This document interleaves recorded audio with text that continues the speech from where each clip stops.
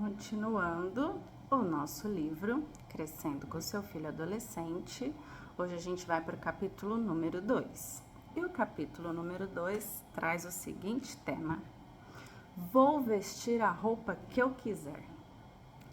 E a primeira frase do Eugene Peterson é: a adolescência é a fase em que nos tornamos nós mesmos.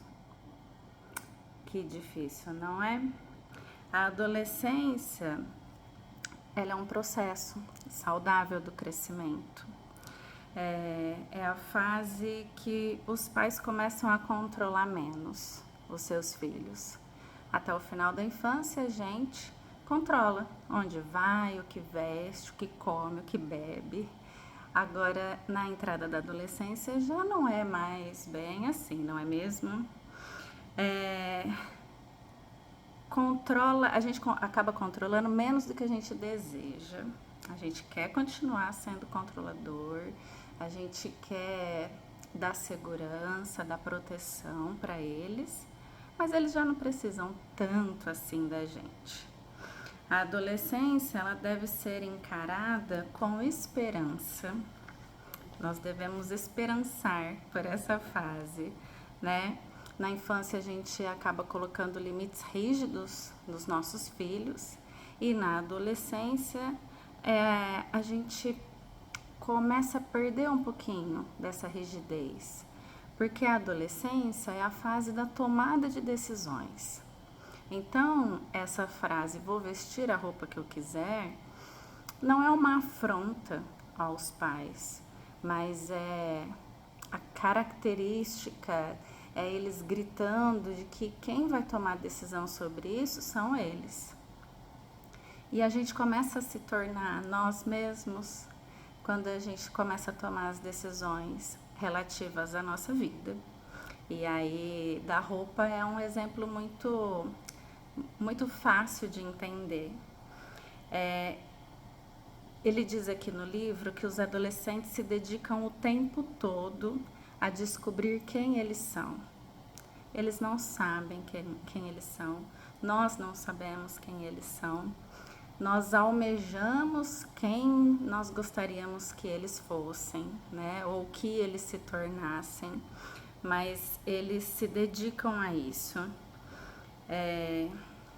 Eles vão começar a ter sua própria liberdade para escolher, né? Se ele quer vestir o casaco azul, vermelho, se ele vai de tênis, se ele vai de chinelo, sem infringir as regras que os pais colocam, né? De que a gente tem que se expressar, porque a nossa vestimenta é uma expressão de quem nós somos, mas aí tem o jeito certo de se vestir em cada lugar que você frequenta, mas de dar essa liberdade, de dar opções, de dar possibilidades que eles decidam sobre ele, né? E a identidade vai se tornar a partir das decisões que eles tomam. Nós, como pais, vamos continuar ensinando o que é certo, o que é errado, o que é adequado, o que não é tão bom assim. E a gente tem que saber se controlar para que eles tomem as decisões, né? A gente quer proteger, a gente não quer que eles quebrem a cara, que eles se decepcionem, que eles sejam desiludidos, mas a tomada de decisão é importante. Por isso, é importante o nosso exemplo, né? Eles de cara, talvez, vão querer ser diferentes, completamente diferentes da gente.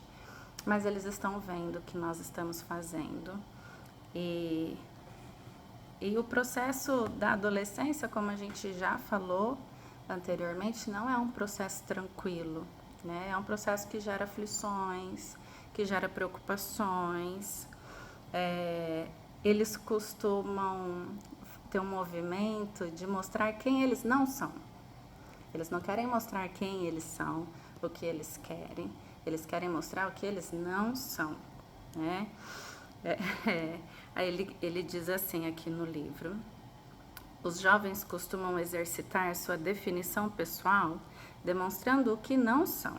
Por exemplo, não são o que os seus pais dizem que eles são. Demonstram isso no corte de cabelo e nas roupas que usam, diferente do que os pais escolheriam para eles. Algumas vezes a autoafirmação se torna veemente. Os pais resistem e ouvem o desafio, que é a frase do nosso título: vou vestir a roupa que eu quiser.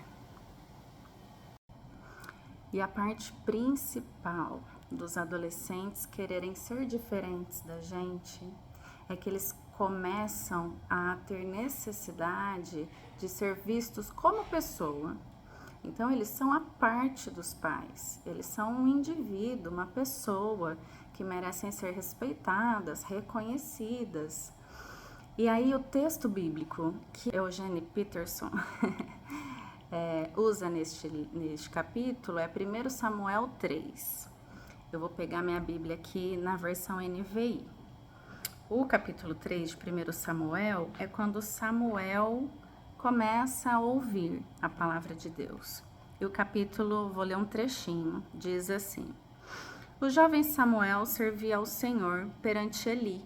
Naqueles dias, a palavra do Senhor era muito clara, as visões não eram frequentes. Certo dia, estando deitado no lugar acostumado, o sacerdote Eli, cujos olhos já começavam a escurecer-se a ponto de não poder ver, e tendo-se deitado também Samuel no templo do Senhor, em que estava a arca, antes que a lâmpada de Deus se apagasse, o Senhor chamou o menino: Samuel, Samuel. E este respondeu: eis-me aqui. Correu a Eli e disse: eis-me aqui, pois tu me chamastes. Mas ele disse: não, eu não te chamei, volta a deitar. Aí o Senhor tornou a chamar Samuel: Samuel, Samuel. Samuel fez a mesma coisa, dirigiu-se a Eli e ele disse: não fui eu que te chamei. Porque Samuel ainda não conhecia o Senhor e ainda não tinha sido manifestada a palavra do Senhor. Então Eli disse a Samuel: vai deitar-te, se alguém chamar, dirás: fala, Senhor, porque o teu servo ouve. E foi Samuel para o seu lugar e deitou. E assim ele fez. Quando ele ouviu novamente, ele se colocou diante do Senhor. E a partir daí ele começou a ouvir o que Deus queria com ele. E essa é a nossa função, nós sermos Eli para os nossos filhos adolescentes, os Samuéis da vida. Nós crescemos espiritualmente e direcionamos os nossos filhos neste caminho. A realidade mais importante da adolescência é o desenvolvimento do relacionamento com Deus. É uma janela de oportunidade para os nossos filhos terem conexões em uma comunidade.